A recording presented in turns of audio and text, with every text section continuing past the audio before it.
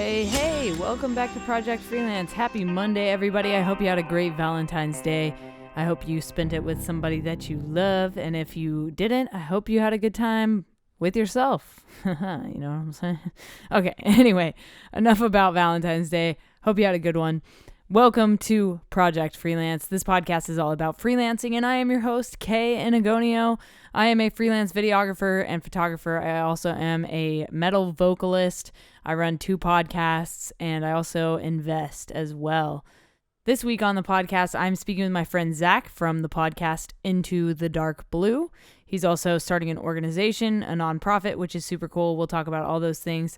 But Zach and I met several years ago at our mutual friend's wedding, and we became friends, stayed in touch over the years. And recently, well, I guess not recently, it feels like last year flew by, but it also took forever because of COVID. But we were set to go out on this nationwide tour with Into the Dark Blue to bring men together in breweries to share their mental health experiences and to talk about mental health and make it a more common thing that men talk about. And I was going to film content for it and film a documentary about what we were doing, but because of COVID, we were unable to do that tour. So we'll be diving into how Zach pivoted during that time. He quit his longtime job to dive into the Dark Blue right before COVID. And then obviously COVID happened and he kind of had to figure out what to do from there. So we're going to be talking about the challenges he faced and how he overcame those challenges in this episode. But before we get started, I just want to do a couple housekeeping things. First of all, if you're new to the podcast, please hit the subscribe button. We have new episodes every single Monday with different guests from different industries to share how they built their freelancing careers. The next thing I need to let you know about is that I would love it if you gave me a rating and feedback. If you like this podcast, if you like any of the Project Freelance podcasts, please leave a rating and feedback, especially if you're on Apple Podcasts. It really helps the podcast grow and it helps us reach a broader audience. So thank you for doing that. All you got to do is go to the Project Freelance page on Apple Podcasts, scroll all the way to the bottom, and you'll see other people's ratings and feedback. If you do leave a rating and feedback, please take a screenshot of it and send it to me at Project Freelance on either Instagram or Twitter, and I will mail you a signed photography print of a photo that I have taken, whether that's of a person, a cool location, or an abandoned place that I've explored. I'll get you a signed photo print. I mentioned at the beginning of the podcast that I also invest in things. So if you would like to start investing, I have a link down in the description to Webull. If you would like to start investing today, you will get 4 free stocks when you deposit $100 or more into your Webull account. Go get it. Go get those free stocks. It's free money. Go get it and start investing today. Thank you guys. And if you want to get into cryptocurrency, I've also got a link to Coinbase down in the description if you guys want to start getting into Bitcoin, Ethereum, Litecoin. There's so many cryptos out there. But if you guys want to get into cryptocurrency, I've got a referral link to Coinbase down in the description and you can get started today. The last thing I need to let you know about is that we have a partner here on the podcast, and that is Liquid Death Water. We will actually be talking about them more in this podcast because they are now working with Zach and Into the Dark Blue by providing water to this tour that we are going to be doing. But if you've never heard of Liquid Death Water, don't worry. I've got an ad that I made for you coming in 3, 2, 1. From the streams of the Austrian Alps comes a new kind of water. A water that is sure to raise you from your grave. If you're tired of buying cases of plastic water bottles that contain carcinogens and God knows what else, or if you're trying to lower your waste footprint, Liquid Death comes in beautifully rugged aluminum cans. Murder your thirst with a can of Liquid Death. Check the link in the description and use code JustTheLetterK at checkout for 10% off your order. Liquid Death. Murder your thirst. All right, so if you guys want to get a case of water or 10 or 20 cases of water, hit up liquiddeath.com and use code JustTheLetterK at checkout, or you can hit the referral link down in the description. It will automatically apply that code for you once you click on it, and get your water today. All right, without further ado, Zach, please introduce yourself and what it is you do to the Project Freelance audience. What's up, everybody? My name is Zach Jewell. I run a nonprofit organization called Into the Dark Blue, and we are a men's mental wellness organization basically focused on providing space for guys to learn to deal with their emotions and work through the things that they're going through in their lives that we don't really often have the opportunity to do. So, what made you want to get into men's mental wellness? Like, what kind of sparked that for you in the first place? What gave you the bug for doing that kind of thing? Yeah, so I had a several different instances in my life that kind of led me to this. I was actually a youth minister for 8 years, and during my time in youth ministry, I just saw a lot of just kids growing up that didn't have very present parents, or parents didn't really know how to give them the tools to thrive into adulthood, you know. And so I had a lot of experiences there with that. But then I also, one of the big things for me was when I was 30 years old, I actually went through a divorce. And that really opened my eyes to how few resources there are for guys to, or people in general, but especially guys, to come out of a difficult situation like that and know how to handle it, right? Um, and so when I had to basically on my own seek out therapy and even recognize that I had to go to therapy to begin with to work through some of the things that I was dealing with after my marriage, I realized that there are probably a lot of guys out there dealing with similar things. And money was not always an easy thing. So that's part of what took me in the direction of what I'm doing with Into the Dark Blue. So, can you talk a little bit more about growing up, the way boys are raised to not necessarily show emotion, not to talk about their feelings, that kind of thing, and how normal that is?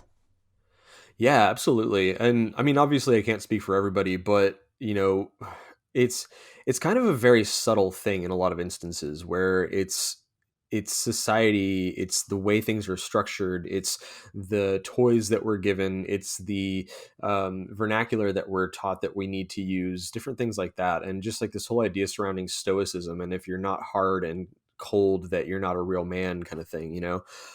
Um, and so it's like you kind of grow up thinking that's what people expect you to be, and so it's almost this unspoken thing that isn't actually real. Does that make sense? Yeah, yeah.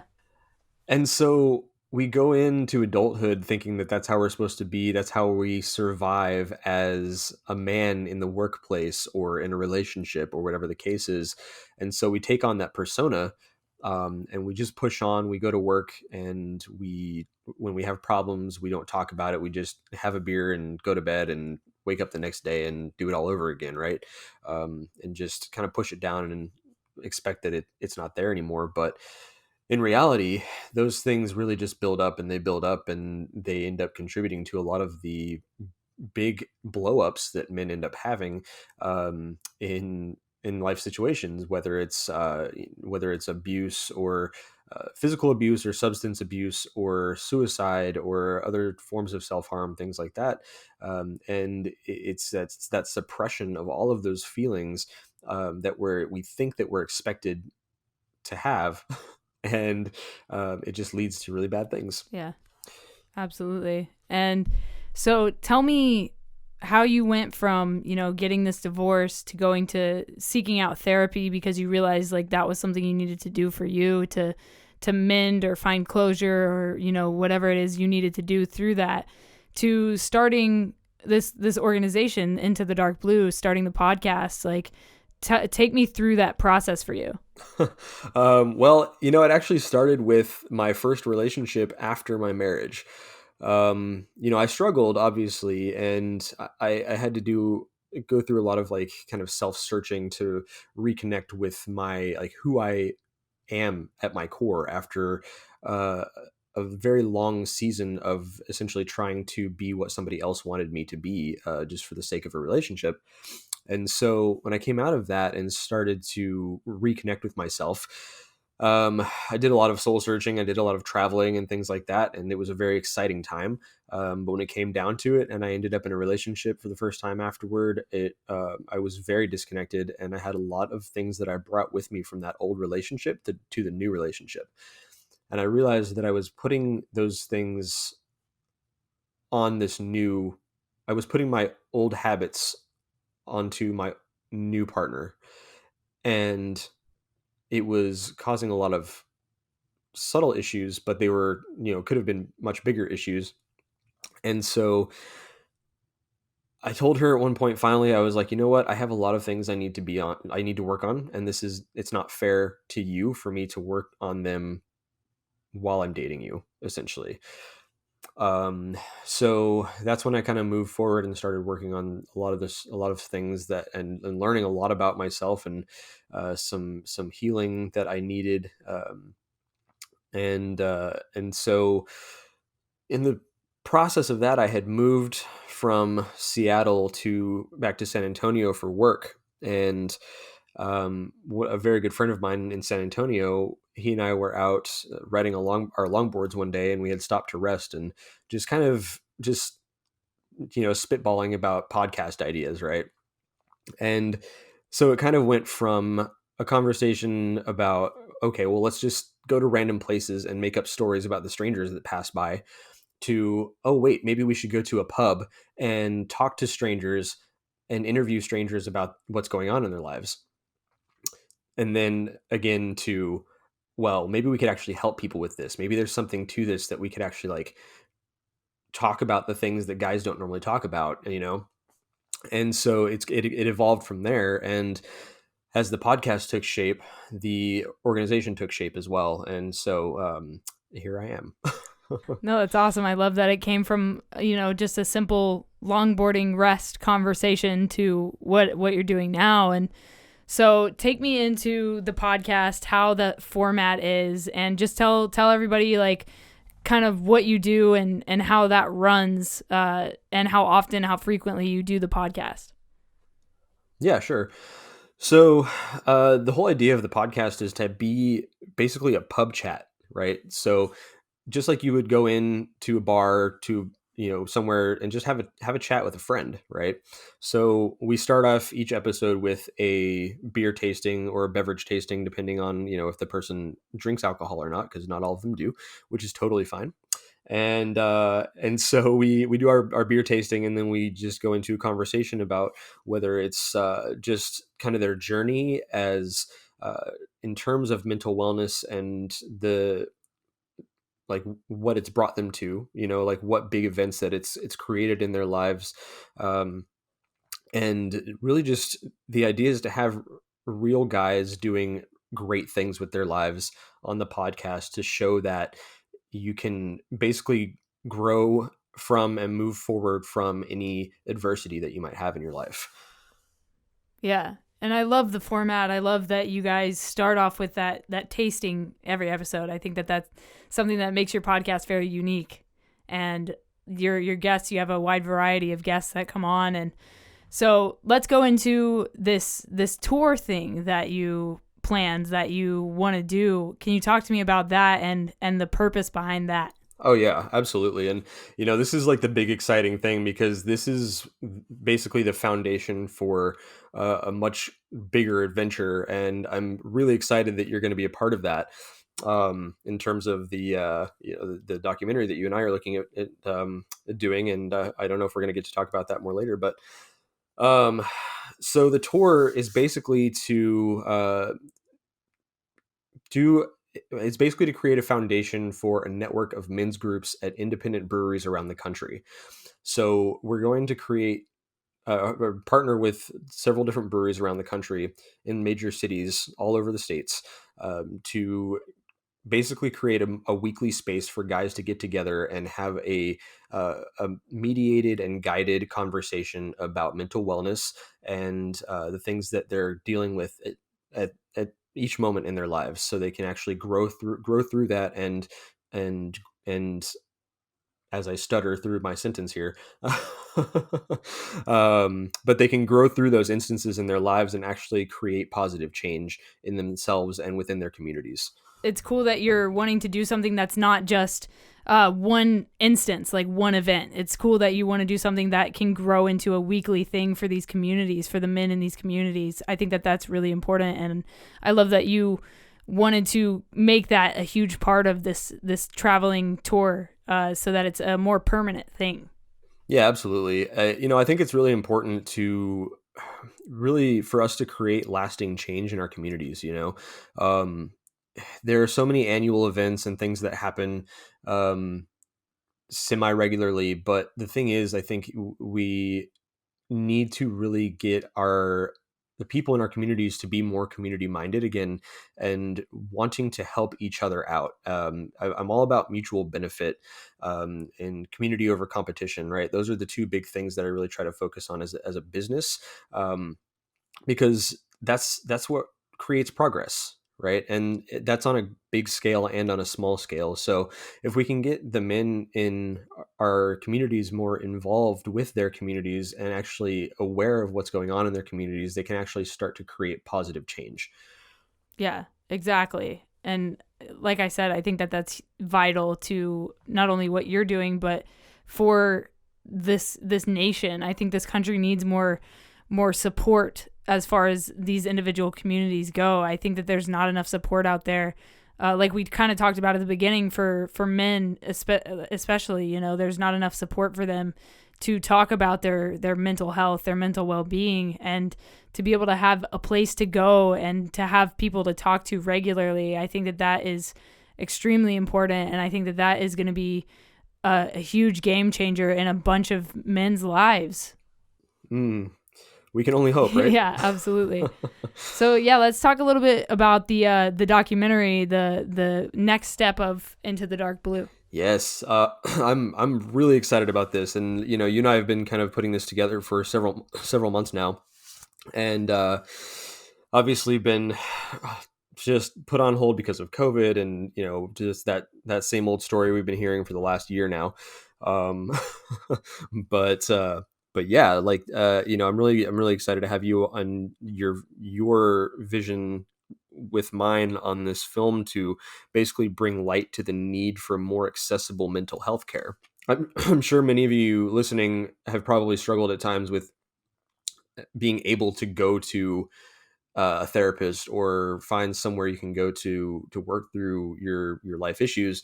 And basically, just we really want to make people more aware that we need to create something that's more sustainable for mental health. So people who can't afford traditional therapy can actually find something to help them grow and help them learn about who they are and what they need to do to be better humans, essentially. Yeah, and can we talk a little bit about your education background? Like, what is your background as far as like your education goes? How did you learn to put all this together? Like, how did you figure out like how to build a tour, how to fund a tour, how to find sponsors, and like how did you figure all this stuff out? I mean, it's been several years of trial and error in different ways, but I actually have a business administration degree. And quite honestly, I got some good information from those years in college. But when it comes down to it, the functionality of that education is very minimal. So there are some things where I can say, oh yeah, I learned this in college. And but that's actually kind of few and far between. After going to college, I realized that in certain for certain um, for certain jobs and paths that we take, the degree is really just it's just the piece of paper to show somebody that you can do it, right? But a lot of it I learned from doing youth ministry and actually creating events, community events as a youth minister, and working for the YMCA in downtown Fort Worth, and learning about vendor relationships and things like that, and learning how to do fundraising at the churches and at the YMCA, and how all that works, and the nonprofit world, and just kind of what your opportunities are as a nonprofit versus a B corporation versus a LLC, and just being able to know which is the right direction to go. And like I said, trial and error throughout the years. And a lot of it I've learned as I've actually started to turn this into a full-fledged business. So it's definitely an ongoing learning process. Yeah, and can you talk about the ultimate goal for you? I mean, obviously, you want to help foster these relationships between people and foster these groups to come together. But overall, like, what's your goal as Zach? Like, what do you want to do down the line after you've set all this up? Like, what's the ultimate? Yeah, for me, my the place in my life that I find the most joy is helping people become a better version of who they are, right? And I want to do that on a grand scale. I want to create something lasting that's going to help change lives. And so, when it comes down to it, at the end of like when I'm on the deathbed, that's basically what I want to say that I've done is played some part in creating something that is going to help change lives through hopefully several decades. And for you, when you were creating all this stuff, like you and I, we were supposed to go out last year to do this, but then COVID hit. Like, what has COVID done? Like, what impact has that had on you? Do you find that it has? Because I know we talked about this off the podcast the other day when we were on the phone. Like, do you think that Yeah. COVID has helped you in a sense, or has it hurt you? Like, tell me a little bit more about the impact it's had on you and this whole process. Yeah, it's kind of a double-edged sword, I mean, I've had moments where I'm just like, oh, fucking COVID, like why it prevented me from doing so many things, it kept me from doing this and that and whatever. But just like I was telling you the other day, when we were talking about it, I know it's kind of taboo to say, but I think in the long run, COVID has kind of been a good thing for me personally, in terms of my growth. And especially as a business, because there were a lot of things that I wasn't planning on doing before COVID, such as filing for nonprofit status before we went on tour, and once things got halted for us going out on that tour, I started doing more research and started realizing that, oh well, legally, if I'm already a nonprofit, there's a lot more I can do in terms of partnerships and donations and things like that. And so that kind of prompted me to start that process, which took upwards of 7 months to finally get completely done, after writing all the articles of incorporation, the bylaws, filling out all the applications, all of that stuff, finding finding a board and putting that together. And it's a much bigger process than I expected it to be going into it. And so I'm definitely grateful for that aspect of it. I've also been able to create a lot more consistent verbiage and branding and things like that are more appealing. And so now when people see Into the Dark Blue, they know that's Into the Dark Blue. There's no question about it, right?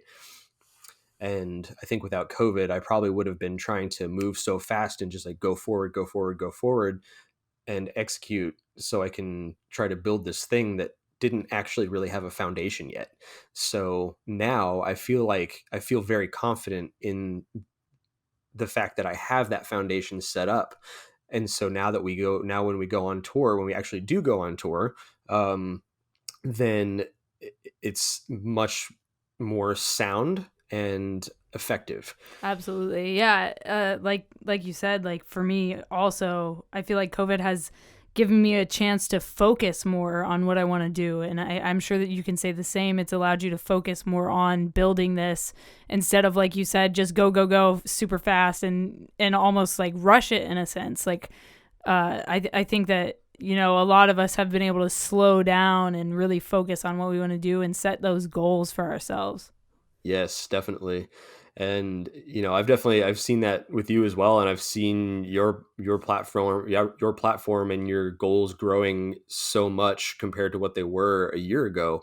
And just seeing that kind of clarity showing through your work. Yeah, definitely. And can you go into sponsors a little bit more, partnerships, things like that, like how you fostered these relationships and how you brought them on board, and tell everybody like who you're working with. Oh, absolutely. So, it's actually been a lot of fun creating these partnerships with people, because I, s- when we started the podcast, I refused to start without a sponsor. I was lucky enough that I had some friends who work for Sheath Underwear. So I approached them first because I really believe in what they do. Sheath Underwear is pretty innovative men's underwear. They're the first underwear company to have a dual pouch design that's anatomically correct for guys, so it kind of separates out all the bits and pieces so they're not rubbing against each other. And so they're also really focused on mental wellness and clarity and maintaining your physical health. And so they fit in pretty well with the Into the Dark Blue mission as well, of just that balanced wellness. And so yeah, so I just approached them and talked to them about it, and just told them what I was doing. And it's amazing how much you can accomplish by just being willing to send an email, or just kind of step out of your box and say, okay, if I DM this person on Instagram and tell them what I'm doing, they're either going to say no, or they're going to say let's talk. And if they say no, I haven't really lost anything. So that's what I started doing. um so yeah, started working with Sheath Underwear, and they offer a promo code for anybody who buys with Sheath Underwear, and they give a portion of that to Into the Dark Blue to help us do what we're doing, which is amazing. So you can get a 25% discount on Sheath Underwear, and a portion of that goes to Into the Dark Blue, directly to Into the Dark Blue. And then they also are sponsoring the tour. They're helping out with some of the funds for the tour. And on top of all that, they even paid to have t-shirts made for Into the Dark Blue, and pint glasses, and they're being sold directly from their website. And so it's a really amazing partnership with them. It's so, just everything they do is just quality, and I'm so proud to be working with a company like that just focuses on doing things right. So definitely appreciate Sheath Underwear. You guys can head over www.sheathunderwear.com, check them out, and get that discount, buy some underwear, and support men's mental wellness. Pretty good stuff. Yeah, super comfy too. Like I bought a couple pairs with your discount, and yeah, like some of my favorite underwear. Like and the shirt is so comfy. Like dude, like just like you said, quality, quality, quality. So good. Yeah, it's that bamboo, man. I'm That bamboo telling is you, so cozy. man. So yeah, if you guys want to pick up some stuff, I put Zach's code down in the description. The Into the Dark Blue code is in the description for you guys. So yeah, who else are you working with? Yeah, so thankfully you turned me on to Liquid Death. Those guys are also amazing.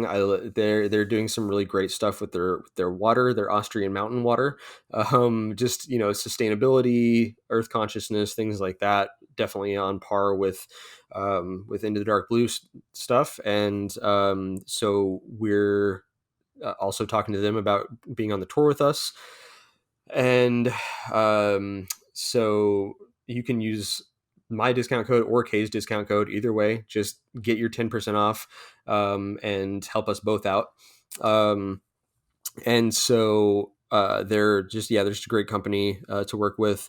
I also have Stand Strong, which is a suicide prevention clothing company, and the founder of that actually he has just an amazing story. Did an episode with him, actually, well, two episodes, because it was just so great. So his name is James, and he started Stand Strong basically to just kind of be a beacon of hope for people, and just hoping that someday a conversation will get started over one of his t-shirts that will save somebody's life, essentially. Um, So you can actually get 20% off with Stand Strong, and help with suicide prevention. Um, and then who else? I'm trying to think.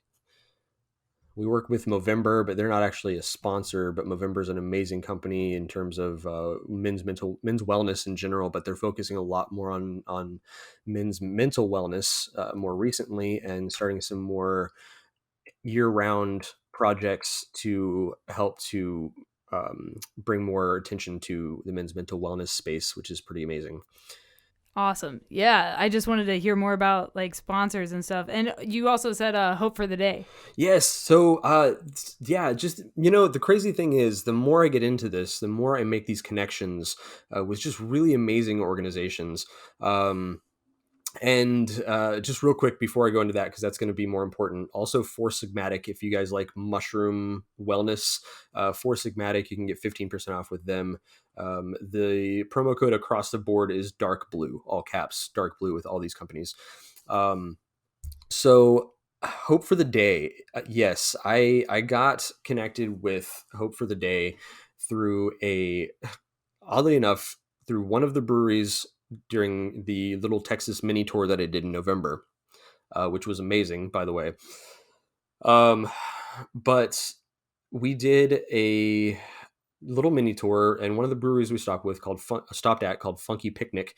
The owner of that brewery actually recommended for me to do a panel discussion with an organization called craftbeerprofessionals.org, and they're doing a lot of really cool things surrounding diversity in the craft beer space, mental wellness in the craft beer space, opening up conversations about addiction, and that's what the panel I did was on, is addiction in the craft beer space, and how we are being responsible as breweries, as advocates, things like that, and helping keep people safe, and keeping their addiction or potential addictions in check. So she recommended me for that panel, and the founder of the Craft Beer Professionals recommended me to Hope for the Day, which is an amazing suicide prevention organization, and we are in the process of talking about doing some things together as well. And then another organization called the Better Drinking Culture, which their mission is to essentially um, help to create a better relationship with alcohol, in terms of how much, just like of trying to avoid overconsumption, and also breaking the whole uh, peer pressure culture surrounding alcohol, and this whole, oh well, you can drink another one or whatever, and just like that, kind of pushing people to overdo it. And so they're trying to help get rid of that. And so, yeah, just really connecting with some amazing organizations, um, doing some pretty great things. So After doing all these podcasts, doing this little mini tour, do you have a favorite beer that you've tried?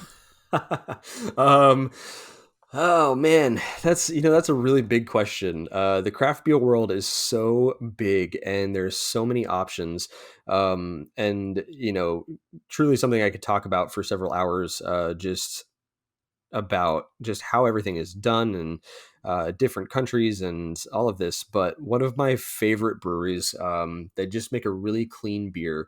It is what they say it is. You never have to like guess as to what you're going to get. But it's a brewery called Obetz Brewing in Seattle, Washington, and they have actually, their porter number 3 is one of my all-time top favorite beers. It's just the perfect porter, and if I could have that in my fridge all the time, I absolutely would. Awesome. Awesome. Yeah, I just had to know because I know that you've done, tons of episodes, and I was super curious about that. So thank you for sharing that. And if you guys are in Seattle, definitely go check out that brewery when you get a chance. And then have you had any challenges during this time that you've had to overcome? Oh man, that's another big question for sure.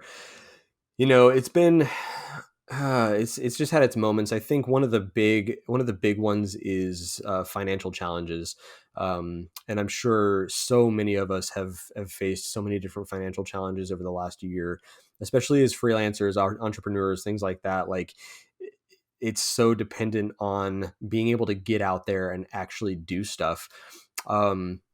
And work with people. And so, yeah, so I had a budget for last year that essentially got largely blown by having to stay in Seattle longer than I expected. I had left my job on January 22nd of last year, my full-time corporate job. I had left that in January, and then in February, COVID kind of started hitting.